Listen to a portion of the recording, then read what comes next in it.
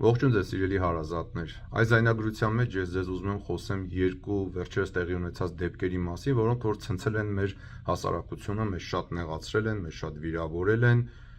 եւ մենք լուծումներ ենք փնտրում այդ իրավիճակներից։ Խոսքը գնում է մոտավորապես մի ամիս առաջ Վատիկանում այդ պոնտիֆիկալ համալսարանում տեղի ունեցած Ադրբեջանը եւ քրիստոնեությունը սիմպոզիումի մասին եւ մի քանի օր առաջ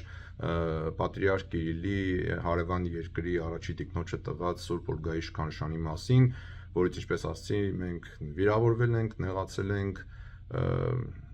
եւ պետք է մտածենք, թե հիմա ինչ պետք է անենք, այս ինչա կատարվում մեր հետ, ինչու է այս ամեն ինչը կատարվում մեր հետ։ Բայց նախքան խոսքը սկսելը եւ իմ տեսակետն ու պատկերացումները ձեր հետ կիսելը, խնդրում եմ ձեզ,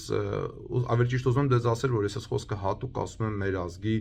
ողջամիտ քրիստոնյա զավակներին, ովքեր որ իրենց համարում են ողջամիտ եւ քրիստոնյա, որպեսզի չլինի թե մենք առաջի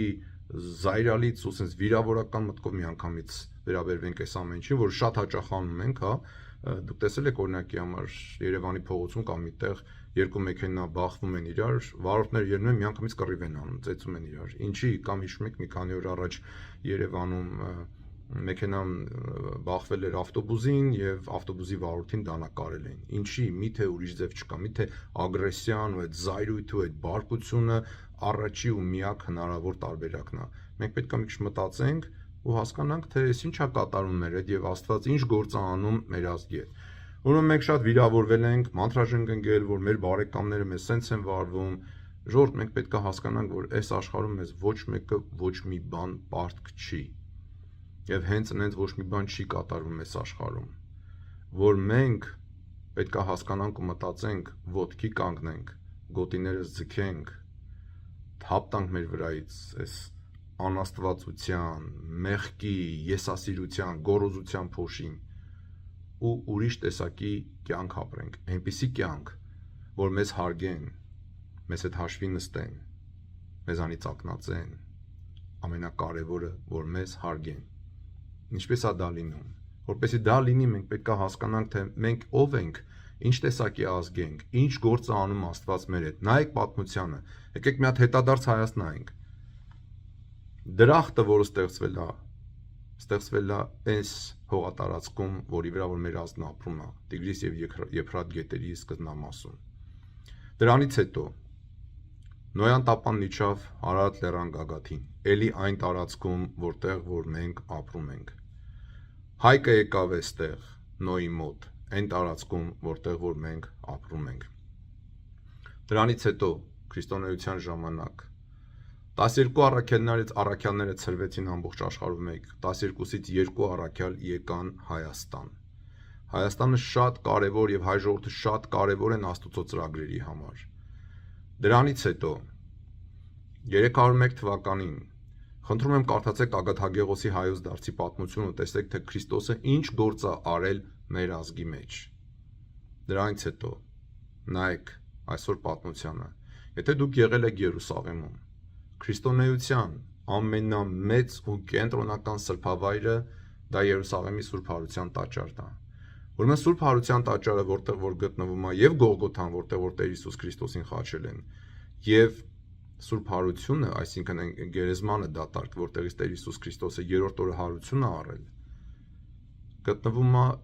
բաժանված է 3 մասի, 3 խնամակալության՝ կաթոլիկների, հռոմեական կաթոլիկների, ամբողջ աշխարհի արևմտյան ուղղափառների եւ մեկ էլ մի ազգի։ Կաթոլիկները 1 միլիարդից շատ են աշխարհում։ Այնտեղ ես չգիտեմ քանի 100 տեսակի ազգեր են մտնում։ Արևմտյան ուղղափառներ, ուղղափառ եկեղեցին, այնտեղ 15-16 տեսակի ազգային եկեղեցիներ են մտնում, մի քանի 100 միլիոն էլ իրենք են։ Եվ մեկ էլ մի ազգ։ Այդ ազգը իմ ու ձեր ազգն է, մեր հայ ազգը։ Միակ ազգը, որ իշխանություն ու իրավունք ունի ամենասուրբ տեղերի վրա հոգատարություն եւ արարողություններ ու աղոթ կանելու։ Ամեն գիշեր մեր ազգի ներկայացուցիչները Քրիստոսի Սուրբ Հարության դատարկ գերեզմանի վրա պատարակ են մատուցում։ Այս ամեն ինչը մեզ պետք է ասի, որ Աստված հատուկ ծրագիրներ ունի մեր ազգի զավակների հետ։ Ճիշտ է։ Աստված հա խոսում է մեր ժողովուրդ։ Խոսեց այս վերջի 30 տարիներին, երբ որ մեր սերնդին տվեց պետականություն։ Աստված խոսեց մեր հետ, զգուշացրեց, որ մի ապրեք մեղքով, Մտածեք ձեր հոգու փրկության մասին, դարձեք դեպի ինձ եւ ես կդառնամ դեպի ձեզ։ Շանս տվեց, երկիր տվեց, մեծացրեց այդ երկիրը, 30 տարի փակեց մեր թշնամիների ախորժակը, բայց մենք էլի ապրեցինք անաստված կյանք։ Մեր ազգի նույնիսկ 1%-ը չի մասնակցում ամեն կիրակի պատարակներին եւ հերույա ու անհաղորդա Տեր Հիսուս Քրիստոսից։ Ապա եկան զգուշացման նշաններ, եկան դեղին քարտեր ու կարմիր քարտեր, քառօրյա պատերազմը, ապա եղավ 2020 թվականը, 44-օրյա պատերազմը, դրանից հետո դեռ մենք էլի Արցախն ունեինք, կորցրեցինք ազատագրված տարածքները, կորցրեցինք Արցախը, եկավ էմբարգոն, կորցրեցինք Արցախը, ժողովուրդ, էլ ինչքան բան պետքա պատահի մեր հետ, որ մենք հասկանանք, որ Աստված վերևից մեր հետ գործ է անում, կանչում է մեզ իր առաքելությանը, ինչքան պիտի մենք փախնենք Աստծուց եւ ինչքան պետքա ասենք նեղանանք, վայ Հռոմի Պապը սենց չարեց, վայ Պատրիարքը սենց չարեց, վայ սրանք սենց չարեցի, վայ նրանք նենց չարեցին։ Մենք պետքա ոտքի կանգնենք, լսենք մեր Աստուծո ձայնը եւ դառնանք մեր Տեր Աստծուն։ Ճանաչեք Աստծուն, սիրելի ժողովուրդ։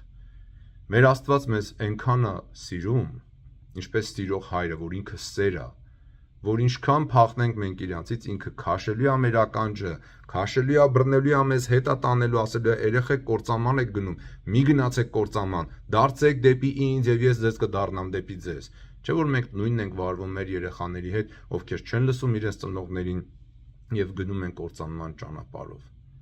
Սիրելի բարեկամներ, Աստված գործ է անում մեր հետ ու կանչում է մեզ։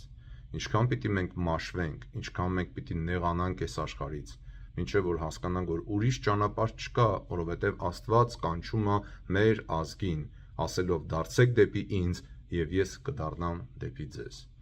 Ավարտելով այս խոսքս եւ խնդրելով, որ դուք եք կիսեք ձեր էջերին, միգուցե մեր ազգի ավելի շատ զավակներ լսեն, մտածեն այս ամենի մասին, վերցնեն Աստվածաշունչը, սկսեն կարդալ, ասեն, որ Կիրակի օրը ես ուրիշ ոչ մի բան չեմ անելու առավոտյան, բացի պատարագի մասնակցելուց, եւ սկսեն նայել իրենց մեղքերին, հեռանալ իրենց մեղքերից, թողնել մեղքերը եւ դառնալ Քրիստոսին, ուզում եմ ձեզ մի կարճ բանով ավարտել։ Վերջերս ես մի թաղման արարողության էի մասնակցում։ Գերեզմանի փոսը սովորականից ինձ ավելի խորը թվաց։ Եվ ես տեսա ինչպես են դագաղը իջեցնում գերեզմանի մեջ ու սկսում էին հողը լցնել, բարեկամներն անշուշտ տխուր էին, վշտի մեջ էին, ու ես մտածում եմ, որ մահը զրոյացնում է ամեն ինչ։ Մարդու նպատակները, մարդու գործերը կիսատ մնացին, զրոյացրեց ամեն ինչ։ Իսկ մեր Տեր Հիսուսն ասում է, որ նախ փնտրեցեք Աստուծո արքայությունը եւ նրա արդարությունը, եւ մնացած բաները ձեզ կտրվեն ավելիով։ Ու ես նայում եմ այդ գերեզմանի հողին, նայում եմ այդ փոսի խորությանն ու ասում եմ ամբողջ տիեզերքի մեջ միայն մեկ անուն կա, որ զորություն եւ ուժ ունի այս մարդուն գերեզմանից քաշելու եւ հանելու դուրս։ Երբ որ ժամանակը գա, հրեշտակը կանչի, այդ անունն է Տեր Հիսուս Քրիստոս։ Սիրելի ժողովուրդ, Աստված գործ է անում մեր հետ։ Մենք պետք է ոտքի կանգնենք, բարձրացնենք մեր աչքերը դեպի երկինք եւ պատասխանենք Աստծո կանչին, ով ասում է դարձեք դեպի ինձ եւ ես կդառնամ դեպի ձեզ։ Հերիքա մաշվենք, հերիքա կորուստներ ունենանք։ Լսեք այս խոսքերը։ Մի կարծրացրեք ձեր սրտերը։ Վերցրեք Աստվածաշունչը, սկսեք ճանաչել Տեր Հիսուս Քրիստոսին, ով միակն է, որ զորություն եւ ուժ ունի գերեզմանից կանչելու։ Եվ ինքն ասում է, եթե դուք ուզում եք մնացած բաներն այս աշխարհում, նախ փնտրեցեք Աստծո արքայությունը եւ նրա արդարությունը, մնացած բաները ձեզ կտրվեն ավելիով։ Լավ եղեք սիրելի ժողովուրդ, հուսով եմ այս բաները ձեր սրտին են մտածել տալիս, որ մենք հերիքա նեղանանք այս աշխարհի առաջնորդներից, որոնք ոչ մեր բարեկամն են, ոչ ազգականն են, ոչ խնամի են։ Նրանք իրաց գործն են անում եւ ամեն մեկը պատասխանա տալու Աստծո առաջ, թե ինչպես արեց իր գործը։ Մենք էլ պատասխան ենք տալու Աստծո առաջ, թե մենք ինչպես պատասխանեցինք այն կանչին, որով ինքը մեզ կանչում է ամեն օր։ Եվ մեր Տեր Հիսուս Քրիստոսին, Հոր եւ Սուրբ Հոգու հետ միասին փառք, իշխանություն եւ պատիվ այժմ եւ միշտ եւ հավիտյանս հավիտենից ամեն։